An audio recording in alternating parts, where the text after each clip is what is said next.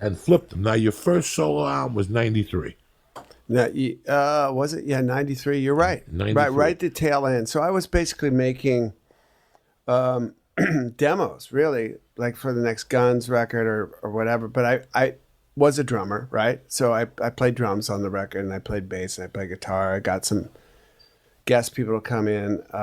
But we were traveling on that Illusions tour was massive. And I took a little solace, like got out of the fray of the tour by going, like getting little studios in Dallas or wherever the hell I recorded that record. I was pretty out of it when I wrote those songs, and one thing led to the next, and somebody at Geffen said, well, you should just put out a solo record right at the end of this Illusions tour.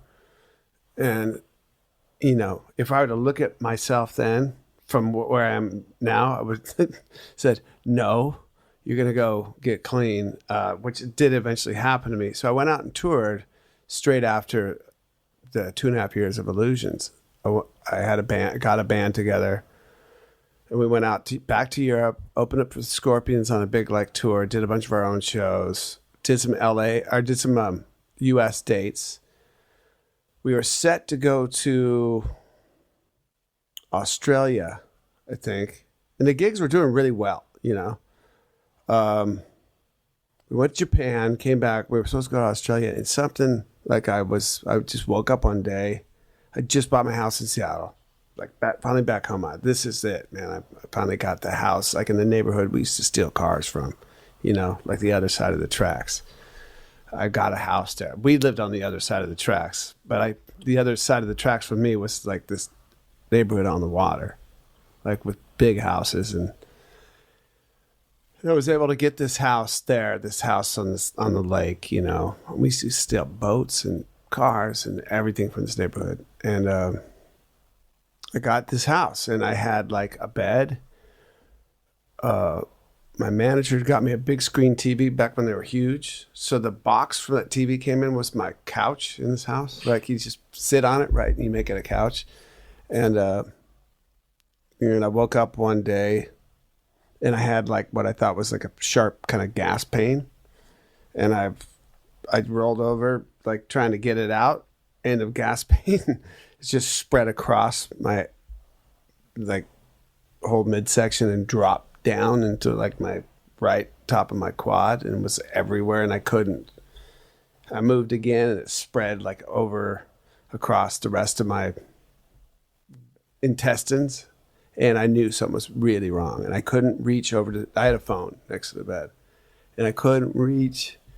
Every movement just hurt. It was like dull knives pouring into me, and I couldn't reach the phone to call 911, and I just laid there and I'm like, well, this is it, man.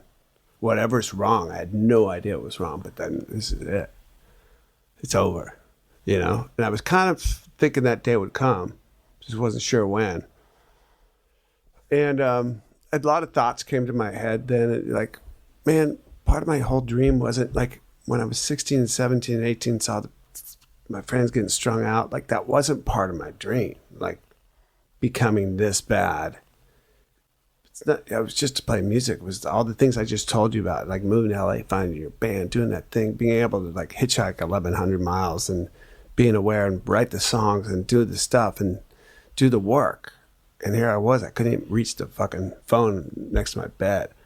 And my best friend, Andy, who's still my best friend, we've been best friends since we were 3. He came over. I heard him downstairs. He came. My car was in the garage, so he knew I was home. My keys, my wallet were downstairs. So I'm here. I'm like, where are you, man?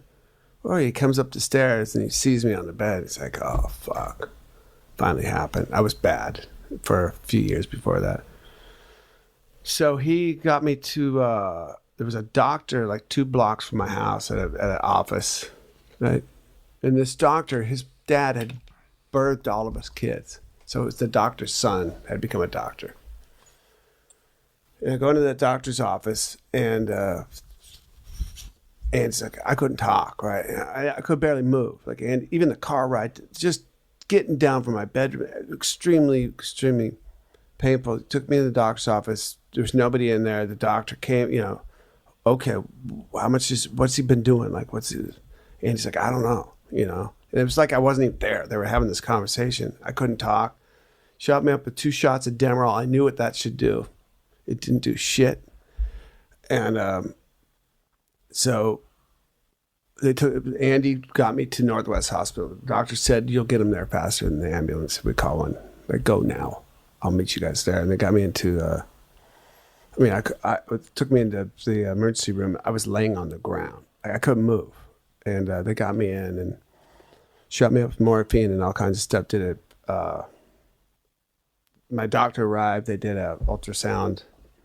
They didn't know what was going on, but he had an idea. Like, I was alcohol. It was drugs. It was check my heart. My pancreas had expanded to the size of a football and burst. So it was all the enzymes that digest your food were on the outside. So it was just eating up, the outsides of your intestines and stomach and quad muscles. That's why I felt it down there. And so what they do, it was very beyond serious at that point. My doctor, they were going to go in and take part of it out. I would be on dialysis at best if I didn't, die of shock from the pain at first, right? I'm hearing all this stuff going on. I signed the surgeon comes in, I signed the thing. I'm like, I told the guy, I said, just kill me. I can't take this. Like, I'm on morphine. Now I'm starting to have withdrawals from alcohol, right? So they get me on Librium in the other arm, right? Because you can die from alcohol withdrawals, right? This is all fresh news to me as it's going down. Pancreas bursts, size of a football. There's enzymes on the outside eating you. They open up your stomach to let the steam out to relieve some of the pain before you die. Okay. And I just told the surgeon, just kill me, man. I mean, there's nothing left for me. And they didn't. So I spent the night there, like ice chips. I had Librium in one arm with the button, right, and I had morphine in the other arm with the buttons on both of them. I was just pressing the buttons continuously. And ice chips are, intensive care, so there's always somebody there. And they did an ultrasound before the surgery, and my pancreas has actually kind of come back down. And my doc said, we're going to wait for the surgery. And just kept me on ice chips and Librium and the morphine, and checked again, did an ultrasound that night. It kept coming down. And my doctor, by the next day, they did another ultrasound. He goes, okay, listen, man, I want you to hear me. You've been given a second chance. Don't fucking waste it. And I stayed in the hospital for about 14 days, that hospital. They moved me out of intensive care after about 5 days. They took the buttons away, which sucked. And then I went, but my mom had Parkinson's. I told you I have 8 kids in my family. My mom was much older than me. But to see your mom in a wheelchair, with Parkinson's, crying because her son's got tubes running in it. I just, I was like levitated above the bed, and I'm looking at her and looking at me, and like, but the order of things is wrong here. I should be taking care of her. You failed. You fuck up. You fucking moron. So that was my calling. I was like, okay, you're off booze. Even though I had things in my arms, you're off booze, you're off cocaine, you're off all the other drugs. Like, this is your chance. Like, and the doctor's voice reverberating around my head, don't fuck up, don't fuck it up. You've been given a second chance, and seeing my mom and all of that. And it really changed everything, man, for me. And I came out of the hospital. They had a rehab for me to go to, and I'm like, I'm done. I am done. I didn't know how to live, but that was a long time ago now, to recall that. Now it's starting to seem like a long time ago. Maybe 10 years ago, it wasn't that long ago, but now, because I think of, eventually I met my wife. Like, I got into martial arts after that. After the rehab? No rehab. I had to come back down to LA from Seattle. I didn't know how to even buy fucking groceries sober. Driving my car was like, are you kidding me? All you smelled was brake pads, because I was like so fucking tense. I was always on the brakes, and going into a grocery store is like you're on acid, hearing the voice come out of the thing, because you're so sober, you're not used to it. And crumpled up like dollar bill, like I was sweaty all the time. I was riding a mountain bike with my jeans on, you know, because I had to do something. And somebody introduced me to Sensei Benny. I was going down the North Hollywood Golds. I was doing everything, riding my mountain bike. Then I would go to Golds. Didn't know how to work out. Got some guy that said there's a trainer there, you know, he can help you figure out how to work out. This guy who was like, okay, man. I said, you know, I've got some issues. My pancreas just burst. He's like, all right. I worked out there for about a month, and I saw this kickboxer, this guy Danny, come in. He was a professional kickboxer, and he was doing all the stuff. And the look on his face and all. I'm like, I want what that guy has.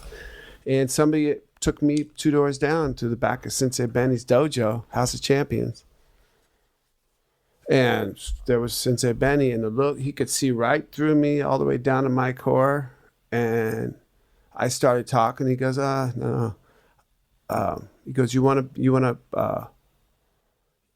be a part of this? This is a fighter's gym, and you'll do what I say. You'll work hard, and there's not gonna be a lot of conversations here. You show me you work hard, you can stay. So I was in that dojo 2 times a day. I just wanted whatever I saw in Sensei Benny's eyes, that knowledge and that depth, and they didn't seem to be freaking out because they weren't on alcohol and drugs, and they had a calm about them. And I stayed in that dojo. I stayed close to that dojo for 2 years straight, you know, 2 days. No touring at that time? No. Nothing. Where was Guns at this point? This is 95?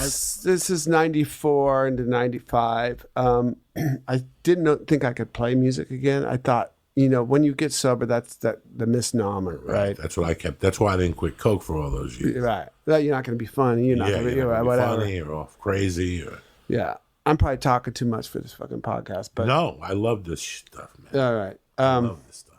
But yeah, stayed close to that dojo, and I started getting honest, like with myself, which is a turn of events, you know, to be deeply honest with yourself. And you do simple things like you come home to your answering machine, like those calls you wouldn't return. I was returning every call. I was making my bed. I wasn't leaving dishes in the sink, right? I was like keeping my house clean, washing my clothes. For you to overcome addiction, you have to get your character. Yeah. Your character comes into question a lot when you want to overcome an addiction. Yeah. Same thing happened to me. Yeah. Same thing happened. That's what comes back, is that character that you fucking shot away, snort away, and drank away. That little guy that when it's you and him, when it's you and him alone, you'll throw the cigarette out the window on Laurel Canyon, regardless of what, you'll throw a McDonald's fucking soda out the window. You'll litter. You'll do little things that, because guys like you and I always do the big things. Yeah. It was little things we stopped doing. That's Right. what made That's us. right. It's the little things. I tell people on this podcast, I don't give a fuck about your big accomplishments. Give me 10 little ones, and that's bigger. Then I started being polite to my wife. I started all these things. I mean, you went through a couple divorces, so you could write it off to They were both before. before this, Yeah. right? So it's just the things you see, and then you are around martial arts, which is that brings character back quick.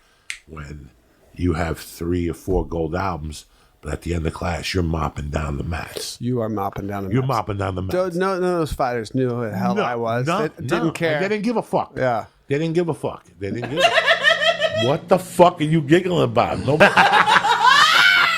Why did you like him? What did he do? He did an error. I knew a second ago, but now it's... keep going from where you told it, because then...